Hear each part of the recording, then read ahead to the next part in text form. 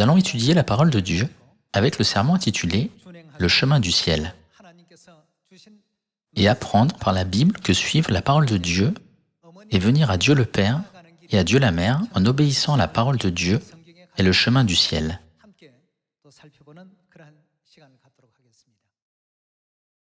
À la fin de l'année 2019, une épidémie sans précédent s'est abattue sur tous les gens du monde. Une nouvelle maladie sans précédent, appelée Covid-19, a commencé à conduire tous les gens sur la Terre au désespoir. Certains pensaient à tort qu'elle disparaîtrait au bout de 2 ou 3 semaines. Cependant, elle s'est répandue dans le monde entier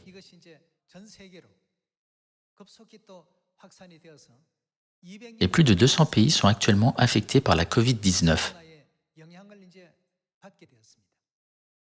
Chaque fois que des événements sans précédent comme cela se produisent, les gens deviennent chaotiques.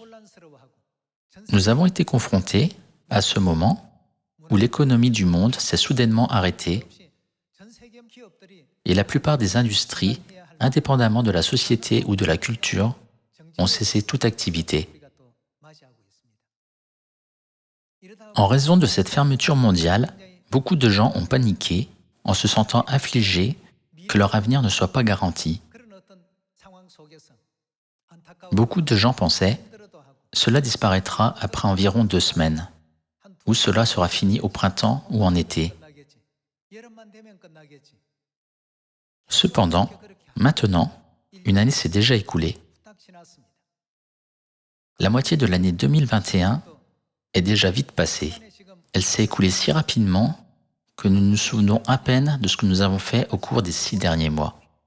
Tous ceux que je rencontre ressentent la même chose en disant « Je ne sais pas comment le temps a passé si vite.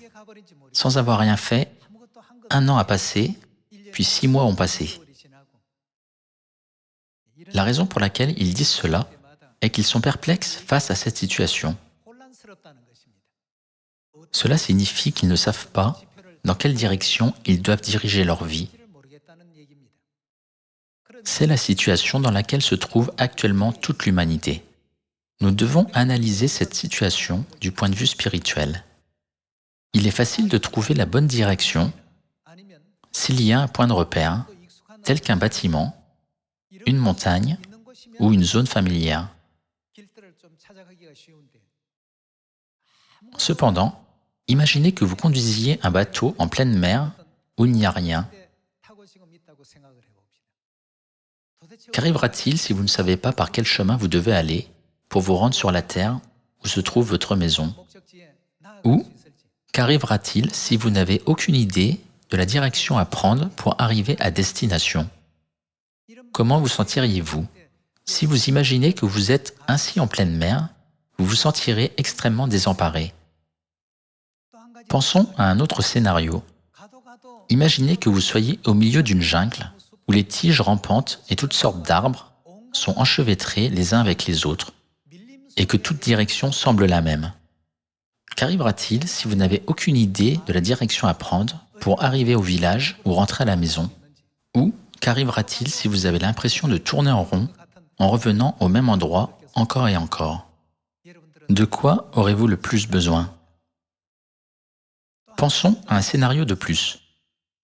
Imaginez que vous marchiez dans le désert où il n'y a rien. C'est comme un désert sans fin, peu importe combien vous marchez. Vous marchez un jour, puis 2 jours, mais vous marchez toujours dans le même désert. Lorsque vous avez l'impression de tourner en rond, comme un objet sur un disque en rotation, de quoi aurez-vous le plus besoin?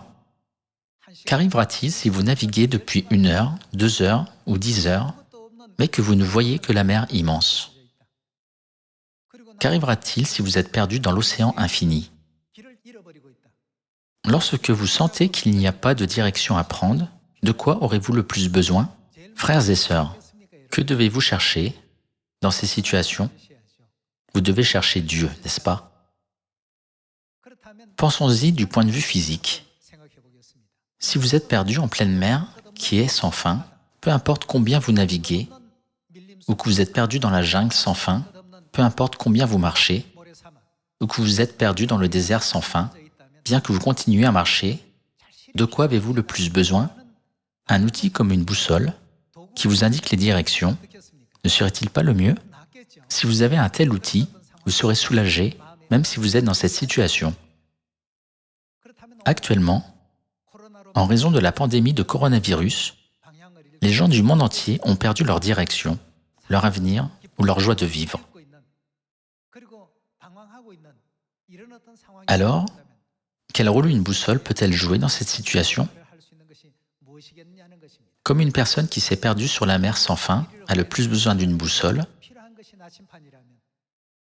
ce dont les âmes qui errent dans ce monde ont le plus besoin, c'est la parole de Dieu, la boussole spirituelle.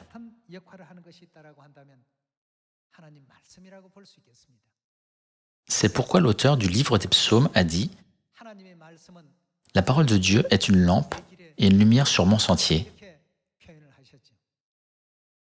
L'auteur du livre des psaumes dit que la parole de Dieu l'a conduit sur le bon chemin pour qu'il atteigne sa destination lorsqu'il ne pouvait pas voir le chemin devant lui, ne savait pas où aller, ne pouvait pas distinguer la direction à prendre.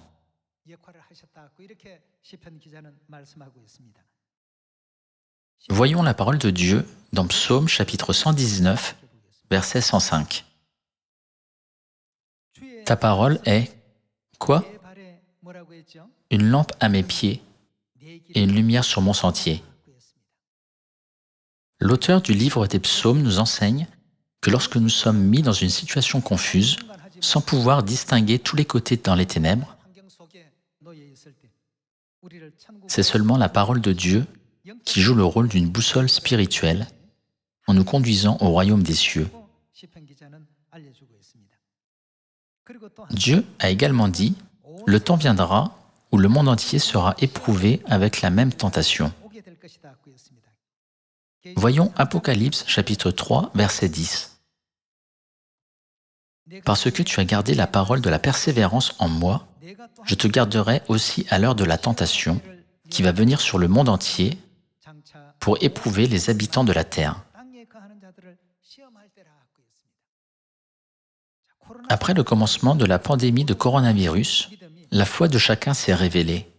Ceux qui avaient une passion temporaire ou ceux qui imitaient simplement les autres ont échoué à l'épreuve. Lorsque l'heure de la tentation est venue sur le monde entier, tous ceux qui vivaient sur la terre ont été mis à l'épreuve. Les gens ont commencé à faire des bêtises en errant sans savoir quelle direction prendre. Dieu a certainement dit qu'il éprouverait tous ceux qui vivent dans le monde entier avec la même tentation.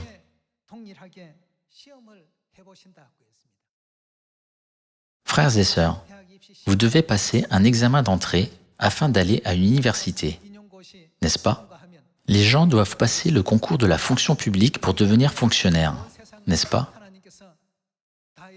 Lorsque Dieu éprouve le monde entier, nous irons tous au ciel si nous passons l'épreuve.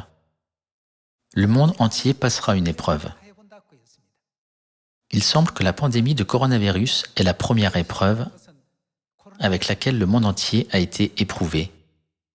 Plus de 200 pays du monde entier ont tous été affectés simultanément par cette pandémie. Par conséquent, aujourd'hui nous étudions la parole de Dieu sur le thème « Le chemin du ciel ».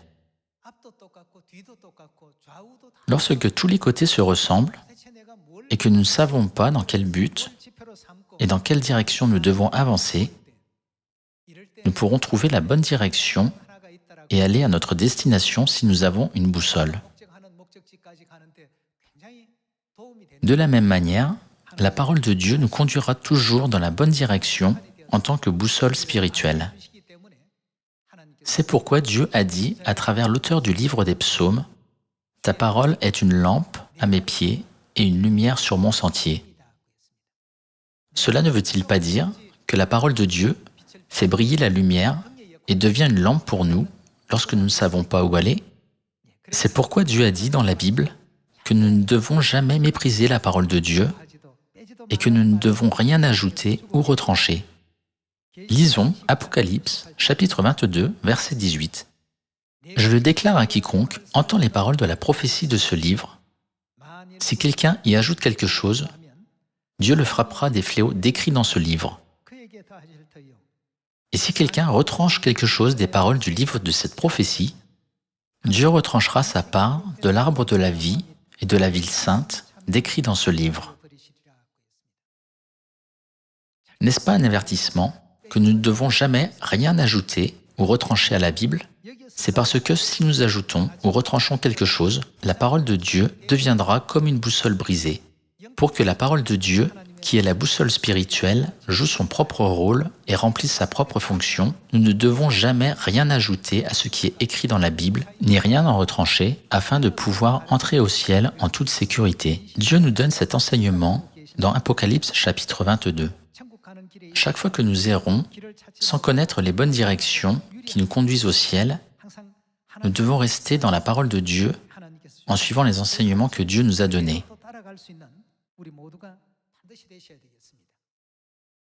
Par conséquent, lorsque Jésus est venu sur cette terre il y a 2000 ans, il nous a enseigné que si nous voulons aller au ciel, nous ne devons jamais nous éloigner de la parole de Dieu ou entrer dans le mauvais chemin de la foi.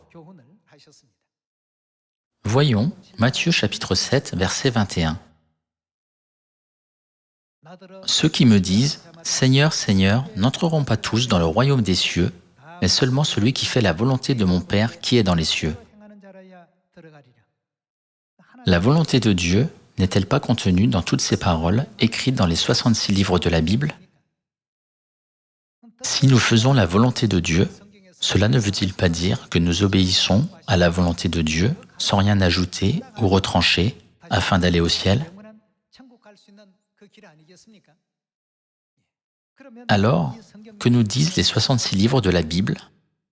D'avoir comme point de repère pour fixer nos yeux sur le royaume des cieux? Voyons l'enseignement important à ce propos dans la Bible. Voyons Apocalypse chapitre 22 verset 17. Et l'Esprit et l'épouse disent « Viens », et que celui qui entend dise « Viens », et que celui qui a soif vienne, que celui qui veut prenne de l'eau de la vie gratuitement. Ce serait très frustrant si vous ne savez pas où aller et continuez à errer, et si vous êtes sur une mer infinie, peu importe combien de temps vous naviguez, même après avoir navigué pendant une semaine ou un mois. Devrais-je continuer ce chemin? Est-ce que je vais dans la bonne direction maintenant? Ne tourne-je pas en rond? Il y a tant de pensées qui nous troubleraient et nous décourageraient. Cependant, Dieu a dit, lorsque ce genre de situation se présente, vous n'avez pas besoin de trop réfléchir, venez à moi. L'Esprit et l'épouse disent, venez dans la direction où vous pouvez nous voir. Lorsque nous prenons cette direction, nous pouvons aller au ciel où nous voulons aller. Notre destination est le ciel. Ne soyons pas distraits par d'autres choses. Lorsque notre cœur est distrait et que nous nous sentons perdus, nous devons aller à l'Esprit et à l'épouse qui disent « Venez ». La Bible dit que celui qui entend dise « Viens » et que celui qui a soif vienne, que celui qui veut prenne de l'eau de la vie gratuitement. Bien que nous souhaitions aller au royaume éternel des cieux, nous pouvons nous sentir perdus sans savoir quelle direction prendre en pensant « Puis-je vraiment aller au ciel si je continue d'agir ainsi? Ce que je fais, est-ce juste? Ne tourne-je pas en rond ?» Cependant, l'Esprit et l'épouse, qui sont notre Père et notre Mère, disent « Ne restez pas sur ce chemin, mais venez à moi. » Voyons l'une des raisons pour lesquelles nous devons aller à Dieu dans Jean chapitre 14. Voyons Jean chapitre 14 verset 1. Que votre cœur ne se trouble point, croyez en Dieu et croyez en moi. Il y a plusieurs demeures dans la maison de mon Père. Si cela n'était pas, je vous l'aurais dit. Je vais vous préparer une place. Et lorsque je m'en serai allé et que je vous aurai préparé une place, je reviendrai et je vous prendrai avec moi, afin que là où je suis, vous y soyez aussi. Vous savez où je vais et vous en savez le chemin. Thomas lui dit, « Seigneur, nous savons où tu vas. Comment pouvons-nous en savoir le chemin ?» Jésus lui dit, « Je suis quoi? Le chemin. Quoi d'autre? La vérité et quoi d'autre? La vie. Nul ne vient au Père que par moi. »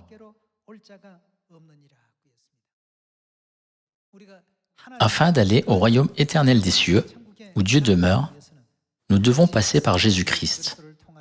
D'après ce que nous avons lu dans Apocalypse chapitre 22, l'Esprit et l'Épouse nous guident en disant « Il n'y a pas d'autre chemin, ne regardez pas d'autre chemin. Ce ne sont que des mirages. Fixez vos yeux sur moi et venez à moi. Je suis le chemin dont vous avez besoin. »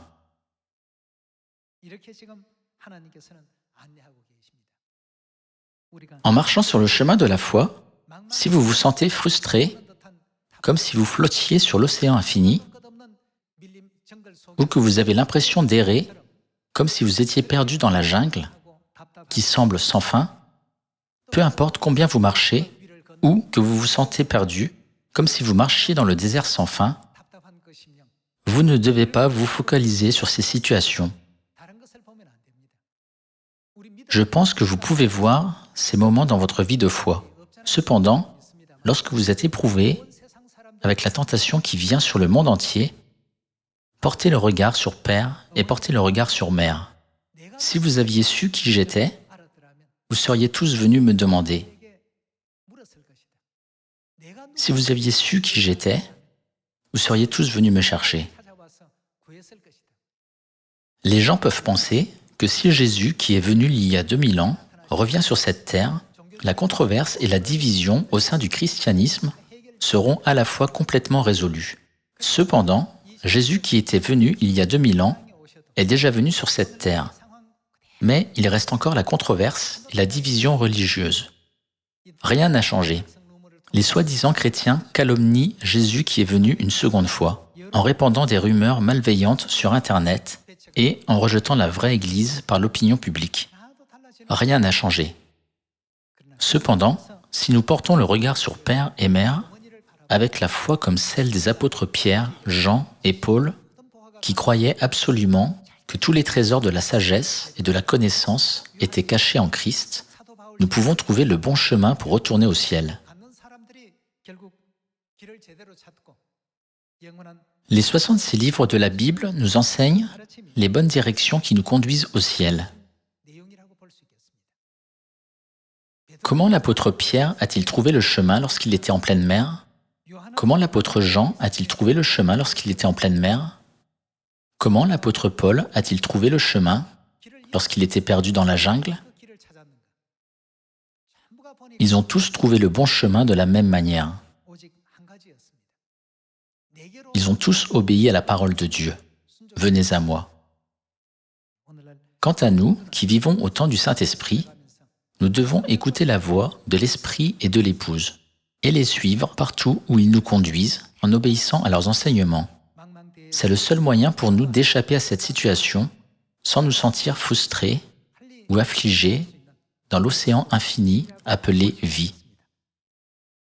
Dans Apocalypse, chapitre 22, verset 17, il est écrit « Venez à l'église où se trouvent l'Esprit et l'Épouse ».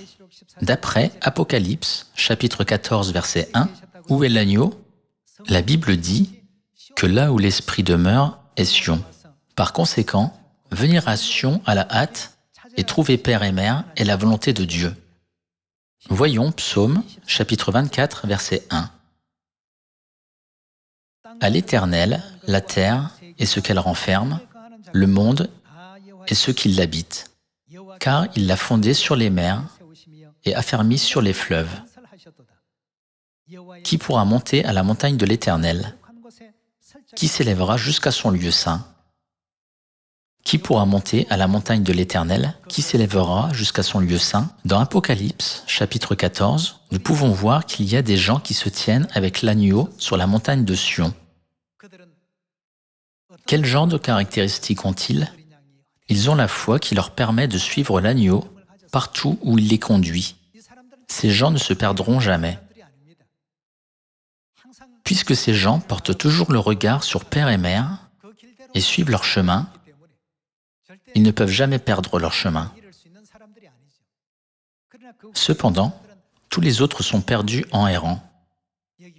Ils se demandent, ceci est le bon chemin ou cela est le bon chemin? Ils vont dans toutes les directions en errant d'une mer à l'autre pour chercher le bon chemin, mais ils échouent tous à la fin. Nous devons correctement reconnaître la voix de l'esprit et de l'épouse lorsqu'il nous appelle en disant « Venez ». Nous devons toujours porter le regard sur notre Père Céleste et notre Mère Céleste, même si nous sommes confrontés à tant de distractions qui font errer nos âmes. Nous devons suivre l'esprit et l'épouse partout où ils vont. Si nous sommes distraits et détournons le regard pendant qu'ils vont à droite, nous resterons en arrière. Nous ne devons jamais faire de telles bêtises. Nous devons être ceux qui sont toujours prêts à les suivre partout où ils nous conduisent. Voyons de nouveau le verset 3. Qui pourra monter à la montagne de l'Éternel? Qui s'élèvera jusqu'à son lieu saint? Le verset 4 dit « Celui qui a les mains innocentes et le cœur pur, celui qui ne livre pas son âme au mensonge. » Nous devons penser « Que puis-je faire pour faire plaisir à Dieu? Quelle récompense obtiendrai-je lorsque j'irai au ciel? » À quoi ressemble notre pays céleste? La Bible dit qu'il n'y a ni mort ni deuil, mais qu'il n'y a que la vie éternelle, la bénédiction et la gloire pour toujours. Je veux vraiment aller à cet endroit le plus vite possible. Ceux qui espèrent toujours le ciel ne livrent pas leurs âmes au mensonge. Ces gens ne sont-ils pas les seuls à pouvoir suivre la bonne direction vers laquelle l'esprit et l'épouse les conduisent? Celui qui a les mains innocentes et le cœur pur, celui qui ne livre pas son âme au mensonge et qui ne jure pas pour tromper. Verset 5, « Il obtiendra la bénédiction de l'Éternel, la miséricorde du Dieu de son salut. Voilà le partage de la génération qui l'invoque, de ceux qui cherchent ta face, de Jacob. » Nous devons toujours chercher Dieu, trouver la volonté de Dieu et penser « Que puis-je faire pour faire plaisir à Dieu ?» Est-ce que je suis actuellement le bon chemin avec un cœur obéissant? Est-ce que je suis pleinement conscient de la gravité de la voix de Dieu ou est-ce que je néglige sa voix? Nous devons sérieusement penser à ces questions. Selon la prophétie de la Bible, sur la terre, il y aura de l'angoisse chez les personnes qui ne savent que faire en cette époque. Cette prophétie est écrite dans Luc chapitre 21. Nous ne devons jamais perdre notre direction dans cette situation. Nous ne perdrons jamais notre direction parce que Dieu est notre chemin. Et la parole de Dieu nous guide et nous conduit au royaume des cieux. La Bible nous dit de trouver Dieu le Saint-Esprit et l'épouse, Mère Céleste, la Nouvelle Jérusalem, qui demeure à Sion, afin que nous puissions être les enfants célestes qui suivront la bonne direction, nous conduisant à la vie éternelle et au royaume des cieux. Même si toutes les situations auxquelles nous sommes confrontés dans ce monde causent de l'angoisse, de la perplexité et des difficultés, j'espère que nous trouverons tous notre Père et notre Mère en tant qu'enfants célestes. Où que soient Père et Mère, avançons toujours dans cette direction. Le royaume éternel des cieux est proche. Comme je l'ai dit plus tôt, ceux qui passent le concours de la fonction publique deviennent fonctionnaires. Ceux qui passeront l'épreuve du sacerdoce royal céleste deviendront le sacerdoce royal très bientôt. Une épreuve est un processus pour différencier ceux qui sont qualifiés de ceux qui ne le sont pas. Jusqu'à présent, tous les enfants de Sion ont suivi gracieusement le chemin de Père et Mère avec foi. Dieu ne nous dit-il pas de suivre ses commandements sans rien y ajouter ou en retrancher, afin que nous ne soyons pas perdus en pleine mer? Même si nous n'obéissons pas aux commandements de Dieu, cela n'affecte pas du tout Dieu. N'est-ce pas écrit dans le livre de Job? Il est dit « Si tu es juste ou méchant, quel tort lui causes-tu? Cela ne l'affecte pas du tout. Cela n'affecte Dieu en aucune circonstance. Mais cela nous affecte gravement. Sur le chemin du ciel, nous devons toujours obéir à la parole de Père et à la parole de Mère. Chaque fois que nous sommes confrontés aux difficultés, nous devons étudier la Bible et regarder comment nos pères de la foi ont surmonté toutes les épreuves. Comment Daniel a surmonté les adversités, comment Joseph a surmonté des situations injustes, et comment les apôtres Pierre, Paul et Jean ont surmonté la persécution. Même Jésus, lui-même, nous a enseigné comment surmonter chaque épreuve à travers ces exemples. Nous devons apprendre continuellement comment surmonter les épreuves à travers les pères de la foi. Nous devons voir quel genre de chemin Noé a suivi, quel genre de chemin Abraham a suivi, quel genre de chemin Pierre, Jean et Jacques, qui ont reçu Jésus, ont suivi, et quel genre de chemin l'apôtre Paul a suivi. Les saints de l'Église primitive ont tant travaillé et tant souffert en étant livrés au tourment, mais ils n'ont pas accepté de délivrance. En examinant toujours ces paroles, écrites dans Hébreux chapitre 11, nous devons cesser d'avoir l'impression d'être dans l'océan infini, ou d'errer dans la jungle, ou de marcher dans le vaste désert sans boussole. La pandémie de coronavirus est l'épreuve qui teste actuellement le monde entier. Cela se produit afin que notre foi puisse grandir d'autant plus. Trouver Père et Mère est essentiel pour trouver le chemin du ciel. J'espère que tous les membres de la famille de Sion iront au ciel en suivant Père et Mère jusqu'à la fin, partout où ils nous conduisent. En commémorant la puissance du Créateur, en ce jour gracieux et béni, nous devons nous rappeler que notre Père et notre Mère ont créé les cieux et la terre et tout ce qui est contenu, en espérant que tous les membres de la famille de Sion graveront de nouveau cela dans leur cœur et entreront dans le royaume des cieux. J'aimerais conclure le sermon d'aujourd'hui. Merci beaucoup.